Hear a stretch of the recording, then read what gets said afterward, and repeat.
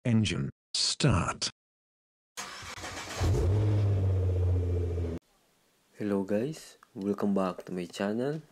Shout out to all viewers and subscriber. So today, ituturo ko sa inyo po kung paano mag-adjust ng handbrake ng sasakyan sa likod. So, ang problema, sobrang taas ng handbrake. So, kailangan natin adjustan yung handbrake doon sa gulong, doon sa preno. So, umaabot siya ng mahigit 10. So, ang limit niyan ay 7 click. So, dapat umabot siya sa tamang limit. So, maximum niya ay 7 click. So, exceeded na siya. So, a-adjust natin. So, maglalagay tayo ng kalso para hindi gumalaw yung sasakyan pag nag-jack sa likod. Or para mas safe yung pagtrabaho. So, tanggalan natin yung gulong. Ayan. So, gagamit tayong gloves para in case man may hindi masira yung skin natin, hindi masugatan. So, gagamit tayong 12mm na bolt or 13mm yung ulo ng bolt. Lalagay natin dyan para hindi tayo magpupukpok sa brake drum. So, iwas sa mga pukpok kasi masisira yung bearing. So, apektado yung bearing. So, ipipitin nyo lang yan guys para umatras yung brake rim palabas. Okay? Ayan. So, pwede na natin hugutin. Taas baba yung hawak ng brake drum. So, in case man tumagilid yung brake shoe, pag taas baba yung hawak, paglabas niyan mas malambot. So, ganun yung tamang paghawak ng brake drum. Paghugot. Okay? So, ayan. Nakita nyo, mas makapal pa yung asbestos, yung brake. So, pag pareho na yung kapal niya, bakal tapos yung lining, palitin na yan. So, yan, ganyan, bago pa, hindi pa siya palitin. So, makikita nyo, may space yung distansya papunta doon sa spring. So, na-adjustan ko. So, estimate na lang to guys kasi sobrang haba na ng adjustment na kailangan gawin. So, in-adjust ko.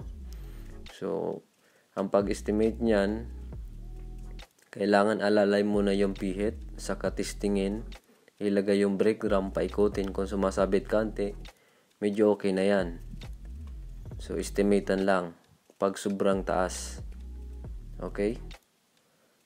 Halos sobrang ikot ng mga 40, kaya hindi na natin pwedeng bilangin yon. So, estimatean na lang. So, i-try natin ilagay. Yan, parang eksakto na yung lagay ko. Ayan, sumasabit. Yan ang magandang adjustment ng brake, ng handbrake. So, pag mataas kasi yung handbrake guys, may posibilidad na malalim yung preno nyo. Kasi yung adjustment sa likod, pag nag-compress yung preno, so malalim yung preno mo. Kasi matagal dumating doon sa brake drum. Kaya malalim. So, kaya nag-adjust tayo. So, dito sa kabila. Ayan. So, ganun din sa kabila. Pareho lang yung strategy. So, mag-estimate tayo ng adjustment. So, mas ma-estimate naman natin, gayahin mo lang yung sa kabila, yung distansya. So, pareho naman yung kapal ng brake shoe. So, ilagay na natin. So, nilagay na natin ng pansikwat dun sa washer. Dun sa stopper ng adjustment. Ayan, sisikwatin ko yan para mapihit ko yung adjustment. Ayan.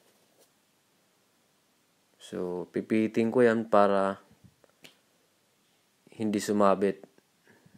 So, nilagyan ko ng pansikwat para hindi sumabit. Ayan. Ganun yung pagpihit.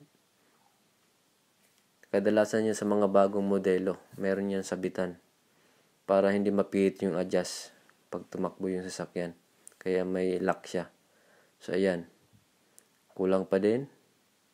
So, pwede tayo magdagdag kung gusto natin. So, mas maganda kasing adjustment ng handbrake, pantay na pantay yung adjustment sa kabila, yung kapit sa brake drum, para pantay din yung pagtabas ng mga brake shoe. Guys? So pag pantayan, pantay din yung pagkapudpud ng brake drum. So kailangan ginaganyan yan para pantay yung pasok ng brake drum. So pantay din yung tabas niyan. Kasi pag tagilid dyan guys, yung kabila pudpud na, yung sa kabila hindi pa. So kailangan nakasentro. Yan. So pwede nyong ipang sikwat dyan yung screwdriver, flat screw. So wala tayong flat screw ngayon. So ganyan yung pag-adjust. So try na natin. So nakasentro naman yan. Pwede tayong gumamit ng horizontal na paglagay or nasa gilid yung kamay. Pero mas maganda, itaas baba yung hawak ng brake drum. So adjust pa tayong kaunti, hindi pa nakuha. Kulang pang kaunti. So mas maganda kasi pantay na pantay doon sa kabila yung sabit. Pareho yung adjustment para maganda yung pagkaka-handbrake doon sa loob. Kasi pag hindi yan pantay pag-adjust, parang malambot niya na alanganin. Matigas na malambot yung handbrake, tapos hindi mapapantay yung brake shoe pagtagal.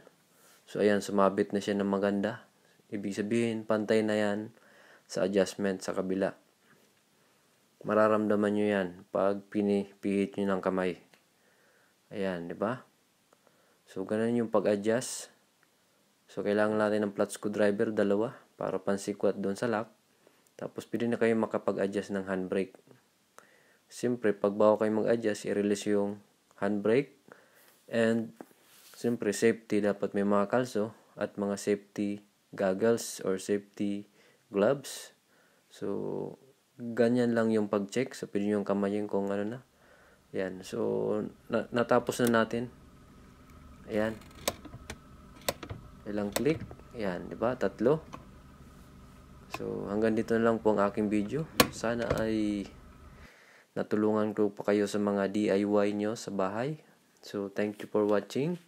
And subscribe po kayo sa channel ko for more videos.